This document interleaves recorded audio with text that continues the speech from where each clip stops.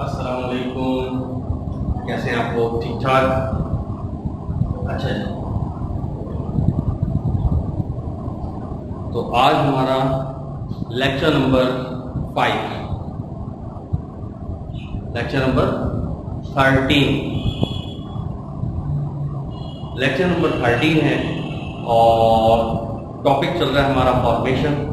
Class हमारा है यानी सब्जेक्ट हमारा है कॉस्ट अकाउंटिंग।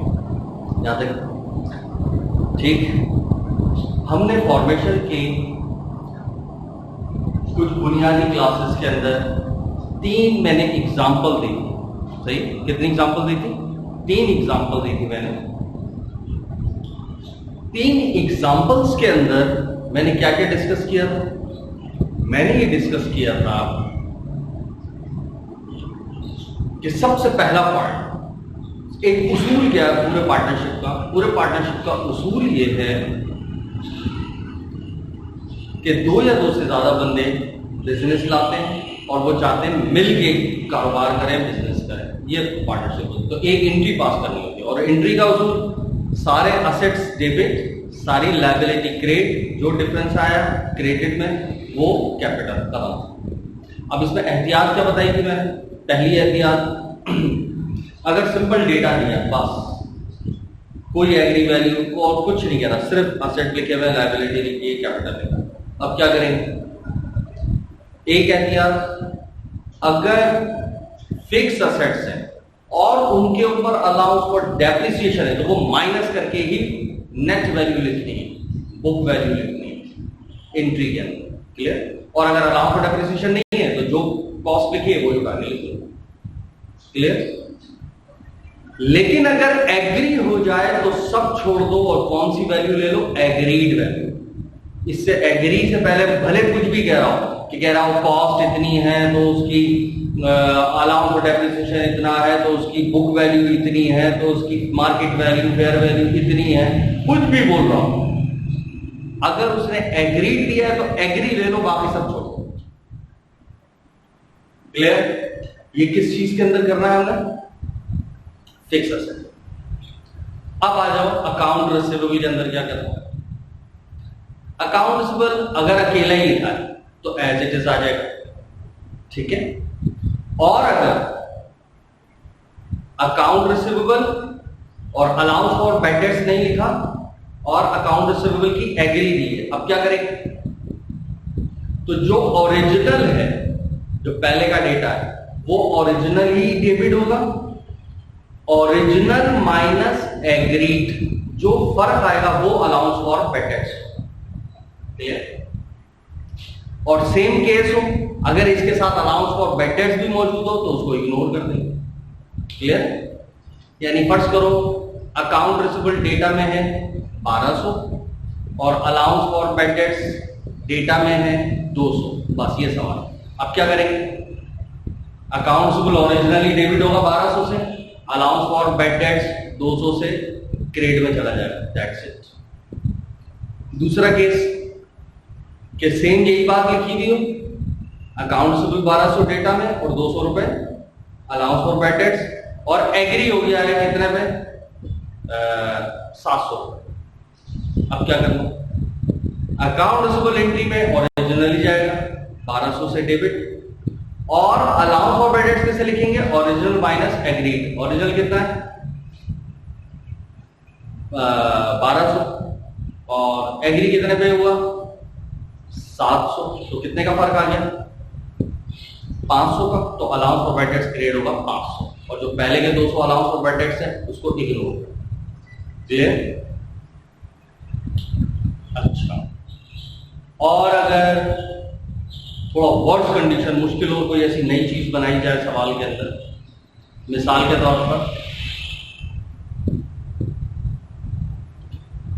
डेटा में अकाउंट रिसीवेबल लिखा हो 1200, अलाउंस फॉर बैड डेट्स लिखा है 200, ठीक है। एग्री वैल्यू के अंदर अकाउंट रिसीवेबल में कुछ नहीं लिखा, नीचे अलाउंस और बैड डेट्स के अंदर एग्री हुआ है 500। अब क्या करें? हालांकि वो बता चुका वही केस है, लेकिन सिर्फ अल्फाज घुमा के समझाया है। तो क्या करेंगे? अकाउंट रिसीवेबल तो हमेशा कुछ भी कर लो ओरिजिनल ही जाएगा, 1200 से डेबिट, एग्री तो कुछ हुआ नहीं। अलाउंस पे एग्री कितना हुआ, 500, तो पुराना 200 छोड़ दो, 500 वाला क्रेडिट मिले। देखो वही वाला सवाल है, इससे पहले जो मैंने अभी एग्जांपल दी थी, ये भी वही एग्जांपल थी, सिर्फ अल्फाजों का हेर फेर कराया इधर का होता है। एग्जामिनर का काम भी यही होता है कि अल्फाज घुमा फिरा कर मोड़ तोड़ कर लिखते पेश करता है, उसूल वही होते हैं। तो उसूल हमने समझने असल में, क्योंकि अगर उसूल क्लियर है तो फिर तो कोई इशू नहीं, उसूल में प्रॉब्लम है फिर हमेशा प्रॉब्लम आएगी। ठीक है, बाकी तो और कोई करंट एसेट अगर कुछ पड़ा हुआ है तो जो लिखा हुआ होगा डेटा में वो ही आ जाएगा, और अगर एग्री हो गया है तो पुराना छोड़ दो और एग्री वाला ले लो, तो सब पता हो। क्लियर? ये हमने शुरू के पहली एग्जांपल और दूसरी एग्जांपल के अंदर किया था, मैंने फिर इसको एक्सप्लेन किया। ठीक है, और अगर इसके अंदर फिर एक लफ्ज और इजाफा आ जाए, it was further decided the capital of partner A should be blah blah blah और partner B should be blah blah blah, इस तरीके से अलग से लिख के भी दे देगी, इसका कैपिटल तो इतना होना चाहिए, इसका इतना होना चाहिए, अगर किसी का कम है तो वो मजीद और लगाएगा, अगर किसी का ज्यादा है तो वो निकाल लेगा। ये अगर इस तरीके से कोई बात लिखी है तो पहला काम तो क्या करें, इस पूरी स्टेटमेंट को इग्नोर करें। तो फिर बचा ही क्या हमारे पास, सिंपल इज दैट, क्या बचा, सिर्फ ऊपर का डेटा और एग्री वैल्यू। तो ये तो वही सवाल हो गया जो अभी मैंने बताया था, मुझे रिपीट करने की जरूरत नहीं, एज इट इज सवाल सॉल्व कर। अब तुम्हें ये पता चल जाएगा कि ए का कैपिटल कितना है और बी का कैपिटल कितना है एंट्री के अंदर। अब ये फर्दर डिसाइड वाली जो स्टेटमेंट थी, अब ये वाली बात पढ़ो।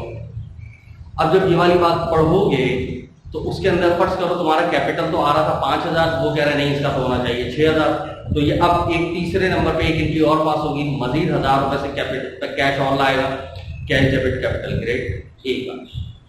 और फर्ज करो बी का था 10,000 था और इसका होना चाहिए 8,000, तो इसका ज्यादा हो गया तो ये निकाल लेगा, यानी रिवर्स एंट्री पास होगा। बी का कैपिटल चौथे नंबर पे, बी का कैपिटल डेबिट, कैश क्रेडिट 2000। तो देखो मैंने पुराने वो जो लास्ट 2 लेक्चर से उनको फिर दोबारा से समअप किया है, क्योंकि यही पूरी पार्टनरशिप की जान है। अब तो नेट गेटीज आएंगी, छोटी छोटी बातें। जहां तक ओके 100% डन है, सही है। अब हम बाकायदा अपनी नेक्स्ट एग्जांपल करते हैं, ठीक है।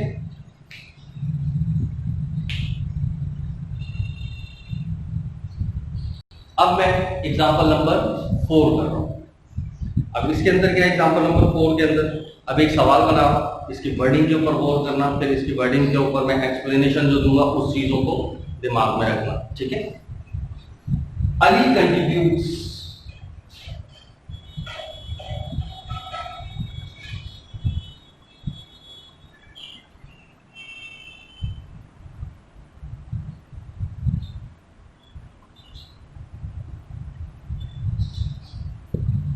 Ali contributes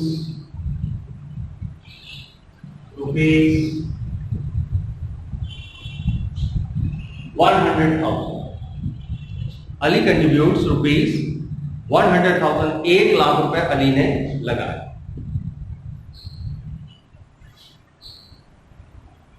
अब अली की स्टेटमेंट पता चल गया, अली ने 1 लाख रुपए लगाया। आगे अब इसकी डिटेल बता रहा है, ये जो 1 लाख लगाया किन सूरतों में, in the shape of cash,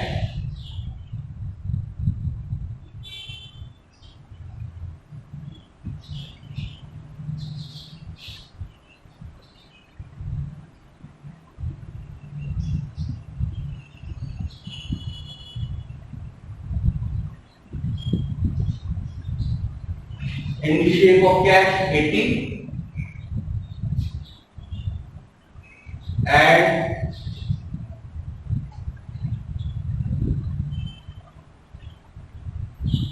merchandise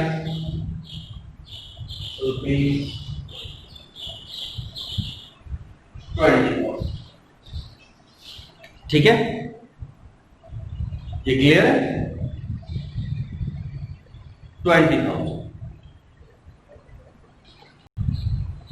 उसके बाद हसन के बारे में, दूसरे पार्टनर के बारे में क्या है, हसन कंट्रीब्यूट्स 150, कितने, 1.5 लाख रुपए उसने लगाया।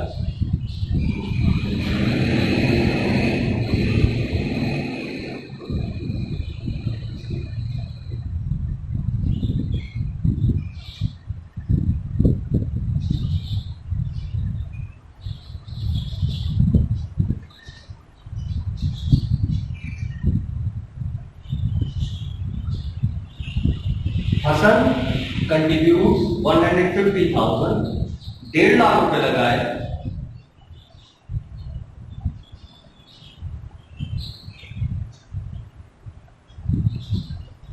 in the shape of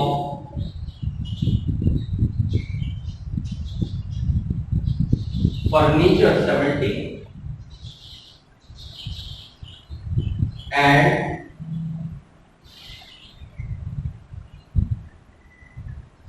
balance for merchandise.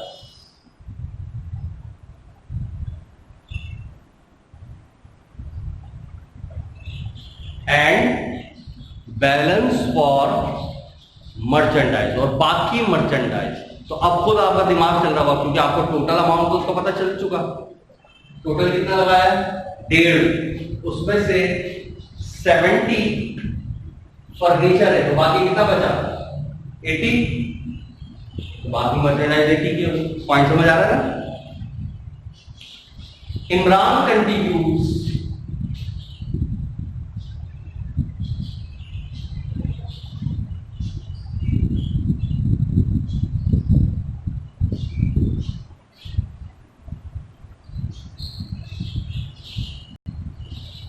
200,000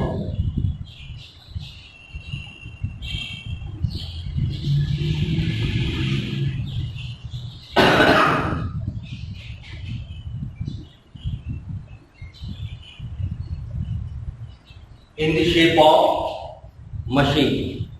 और मशीन की आगे वैल्यू नहीं लिखी तो अंडरस्टूड है, फिर पूरी की पूरी मशीन कितने तक की होगी? 200,000, 2 लाख। क्लियर?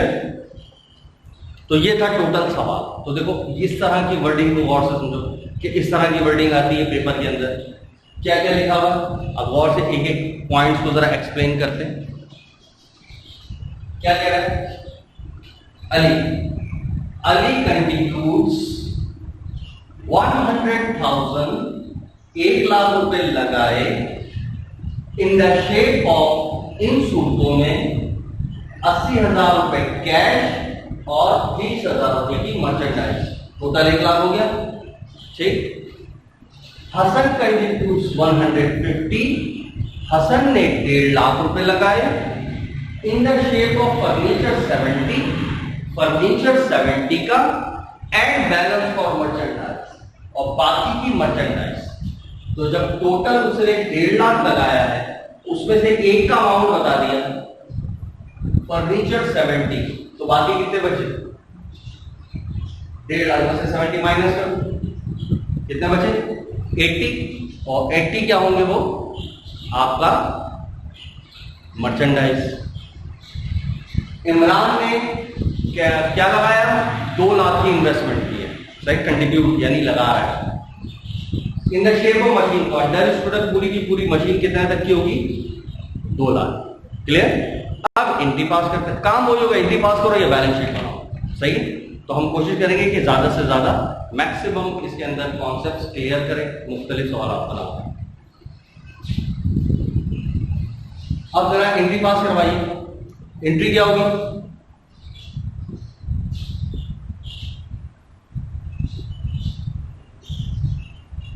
मैंने क्या बताया था? हर बंदे को अलग अलग लेके चलना है। सही है? मिक्स मत कर देना। तो पहले एक को पकड़ा, फिर दूसरे, फिर तीसरे। अली ने क्या लगाया? कैश लगाया 80,000, कैश 80, और मर्चेंडाइज 20,000।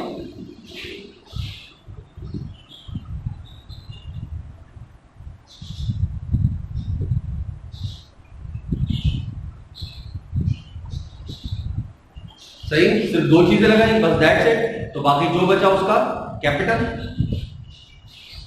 ए का, ए से मुराद अली,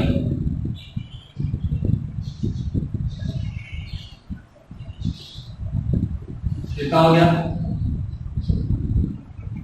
1 लाख। एक टोटल उसकी कंट्रीब्यूशन थी। क्लियर है? दूसरी, हसन ने फर्नीचर लगाया 70,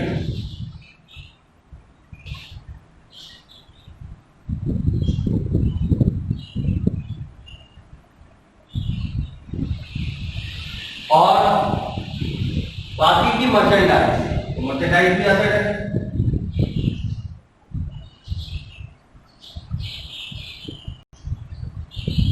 अब ये नहीं पता बाकी कितना है, लेकिन जो बचेगा वो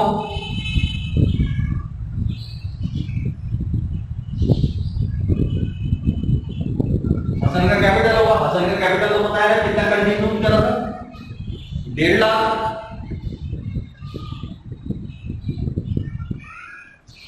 तो 1.5 में से 70 माइनस कर दो, तो मर्चेंडाइज कितने की आ गई? 80,000। ठीक है।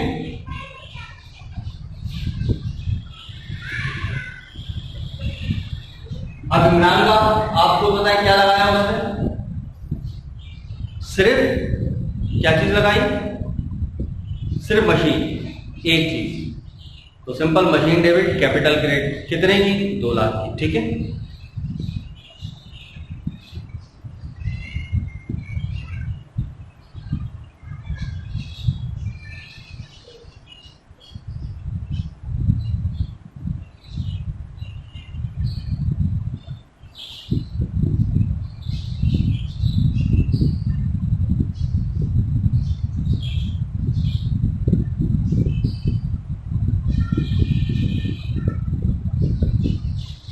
बताओ यहां तो कोई इशू था? क्लियर है? पक्का? डन? ये आपका टोटल सवाल इजी है ना? सिंपल, एक एंट्री पास करनी। अब बैलेंस शीट बनानी है तो वो बैलेंस शीट से बिल्कुल घबराने की जरूरत नहीं है, सिर्फ आपने सम अप करना है बस। सही? मैं यहां बना रहा हूं। अब आपने अपनी तरफ से पहले, मुझसे पहले बोलते जाना, अब ये आएगा, ये आएगा, ये आएगा, ताकि आपने आपको खुद पता चल जाए कि आपका कितनी चीजें आपको याद है। सही? अब बैलेंस शीट कैसे बनती है?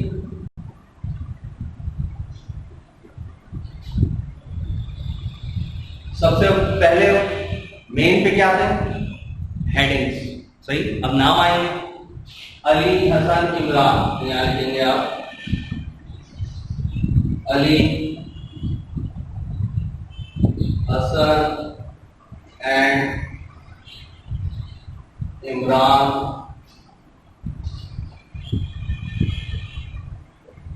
पार्टनरशिप। क्या बना रहे हैं?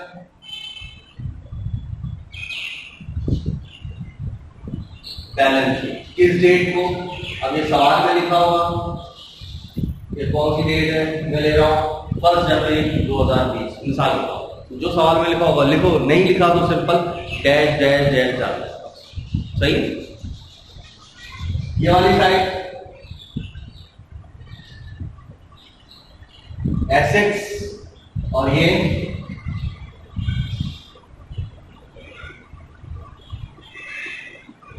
इक्विटीज। सही? कौन सी?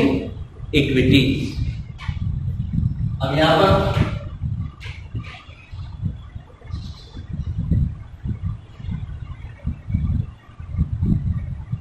करंट एसेट, अगर करंट एसेट सिर्फ सम कर रहे हैं आप, तो एक कैश है 80,000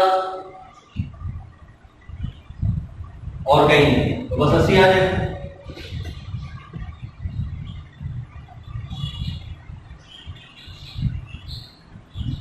और मर्चेंडाइज भी है, ये कितना हो गया? 1 लाख।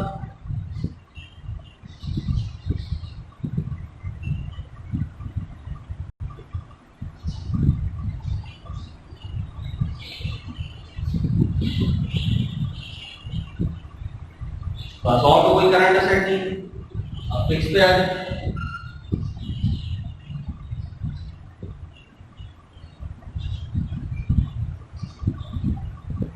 फिक्स में फर्नीचर एक ही है,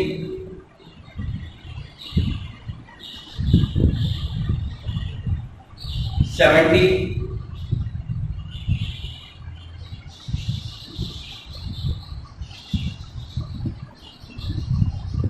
मशीन भी एक ही है, 2 लाख।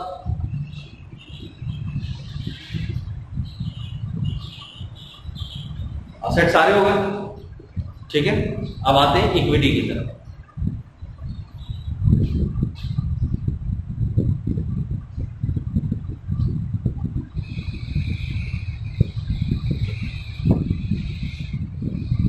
करंट लगाने की कोई भी नहीं है, हेल्प लिखने की जरूरत ही नहीं है। उसके बाद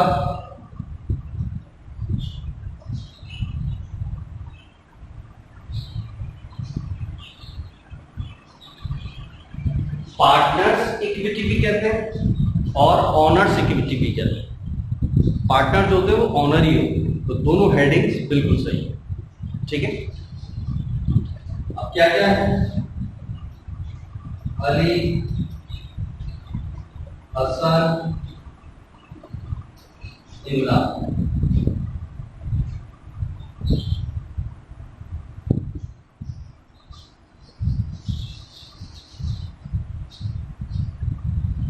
एक, दो, डेढ़ और दो। एक, डेढ़, दो।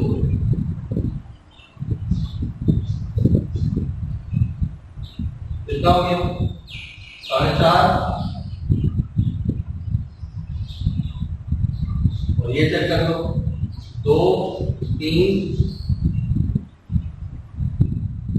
4.5।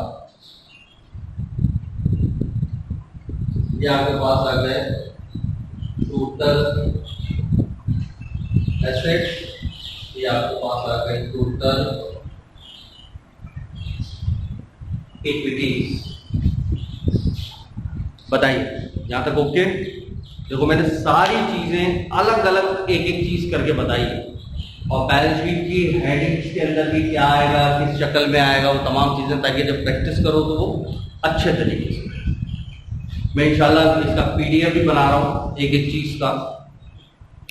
जितने भी यानी कि मेरे ये लेक्चर रिकॉर्डेड है, इन सब का पीडीएफ फॉर्म, यानी कि प्रॉपर एक स्टैंडर्ड के लिखने के अंदर किस तरीके से लिखना चाहिए, कॉलम कितना होना चाहिए, हेडिंग कैसी होनी चाहिए, हेडिंग के अंदर क्या क्या चीजें हैं, उसकी तमाम का पीडीएफ एक कंप्लीट, जिसके अंदर भले आपका कोई 5 ईयर का कोई सवाल ढूंढना हो, वो कैसे सॉल्व होगा, क्या होगा, हर चीज होगा, हर चैप्टर वाइज होगा।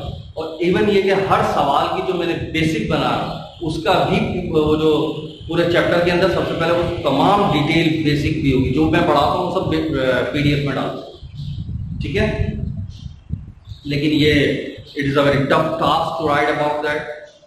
बहुत मेहनत दरकार है इस काम के ऊपर, लेकिन इंशाल्लाह अल्लाह ने चाहा तो इंशाल्लाह हो जाएगा। ठीक है, तो बताओ, ये आज जो कॉन्सेप्ट हमने पढ़ा, इसके अंदर कोई इश्यू था? इस कॉन्सेप्ट के अंदर बेसिकली कहानी क्या थी?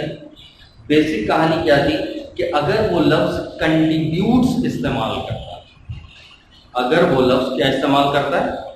कॉन्ट्रीब्यूट्स। कॉन्ट्रीब्यूट्स का लफ्ज अगर इस्तेमाल होता है तो फिर उसका मतलब होता है कंट्रीब्यूट, मतलब ये इन्वेस्टमेंट ही है। ठीक है, बाद दफा ये भी अभी मैं आगे कुछ चीजें बताऊंगा कि उसके अंदर वो पॉइंट्स भी आ रहे हैं। ठीक है, तो यहां पर क्या चीज है कि सबसे पहली कहानी कि इसके अंदर कि कंट्रीब्यूट्स का लफ्ज आया तो इसका मतलब ये टोटल इन्वेस्टमेंट है, इतना तो इसका कैपिटल होगा। यहां पर ये बात आपने पकड़ ली। ठीक है, कि ये इसका कैपिटल इतना होगा। उसके बाद फिर वो ब्रेकअप आपको बता रहा है, तो आपको टोटल फिगर तो पता है, तो अगर कोई मिसिंग हो तो आप क्या कर सकते हैं? उसका टोटल कंट्रीब्यूट में से माइनस करोगे, मिसिंग फिगर आ जाएगा। क्लियर है? पक्का? ये है कॉन्सेप्ट इस क्वेश्चन के अंदर जो हमें सीखने को मिला। ये टोटल मैंने जो पूरा सवाल बनाया था, इसके अंदर ये वो वाली वर्डिंग है जो कि जो पेपर के अंदर आती है। ये वर्डिंग पेपर में आती है। सही? अब हम काम करते हैं, थोड़ा सा चेंज करके वर्डिंग इस्तेमाल। ठीक है, इसी को हम नेक्स्ट एग्जाम्पल के तौर पर आते हैं। जैसे मिसाल के तौर पर एग्जाम्पल नंबर अब 5, ये देखिए, इसके अंदर तो कोई इशू नहीं है। सही, इसको कॉपी करके अपने पास रख लेना। ठीक है,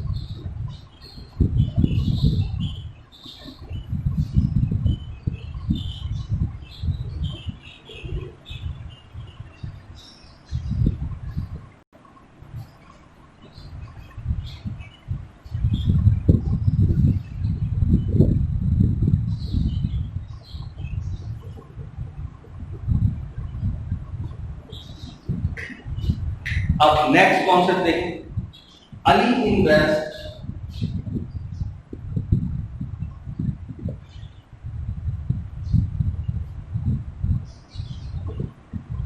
कैश 80,000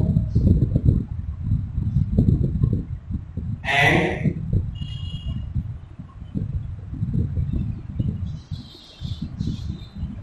merchandise 20.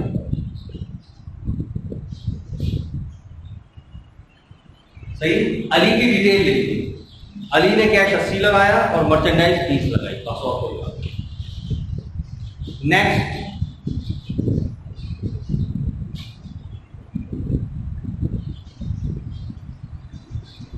हसन ने इन्वेस्ट किए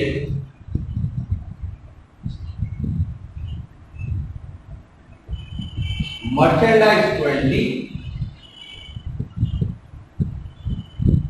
and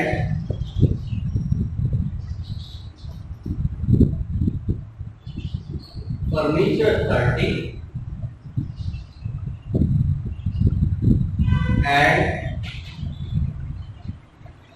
balance in cash। अब देखो क्या कहानी घूमी, अली हसन इन्वेस्ट करता है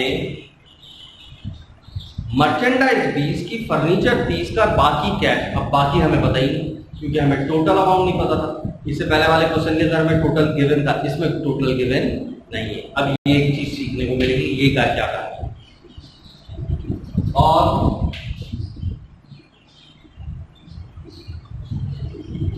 इमरान ने इन्वेस्ट किया मशीन,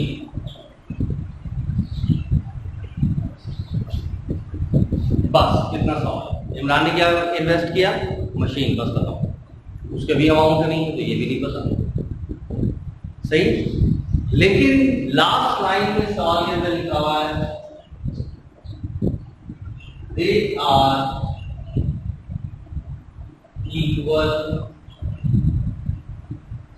पार्ट।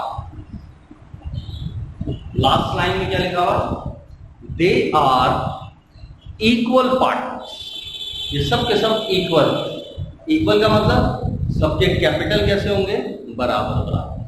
अब हमें आसानी होगी यार, अगर एक का भी कैपिटल पता चल जाए तो फिर सबका कैपिटल तो वही होगा, तो जो मिसिंग फिगर है वो आराम से फाइंड आउट हो सकते, सही। तो अब एंट्री आप खुद बताएं क्या होगी।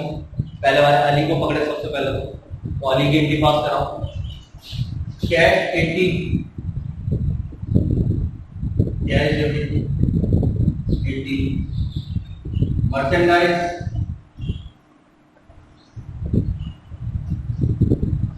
मर्चेंडाइज 20। जो डिफरेंस आया हो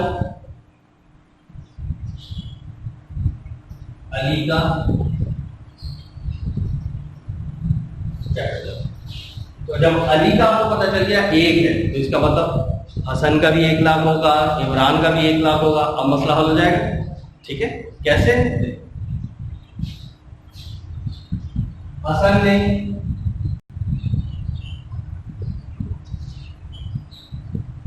मर्चेंडाइज लगाई 20 की,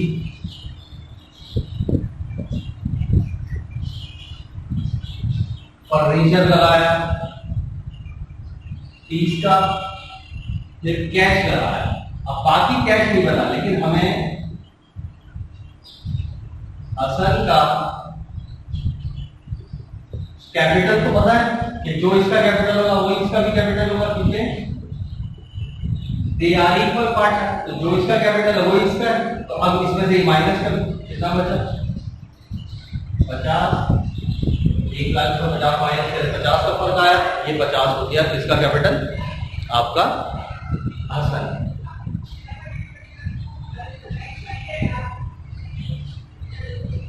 इमरान ने क्या लगाई, मशीन डेबिट और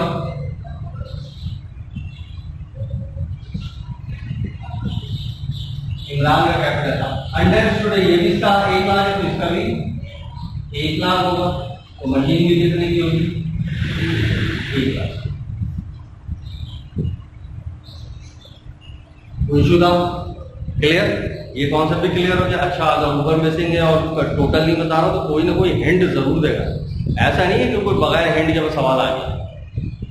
ठीक है, ये इशू, ये सवाल क्लियर हो गया, दोनों कॉन्सेप्ट क्लियर हो गए। ठीक है, इंशाल्लाह फिर हम नेक्स्ट क्लास में हम मजीद कॉन्सेप्ट्स लाएंगे कि इसके और क्या क्या पॉइंट्स हो सकते हैं सॉल्व करने के लिए, ताकि आपके लिए और आसानी हो जाए। ये बेसिक इंशाल्लाह जब कंप्लीट होगी, 5 ईयर 5 ईयर किताब में के सवाल आपके लिए ऐसे होंगे फिंगर टिप्स पे। आप जब इंशाल्लाह करेंगे आप खुद फील करेंगे यार ये हम सब चीजें पढ़ चुके हैं, जब बेसिक ही कंप्लीट होगी। ठीक है, ओके, अल्लाह हाफिज़।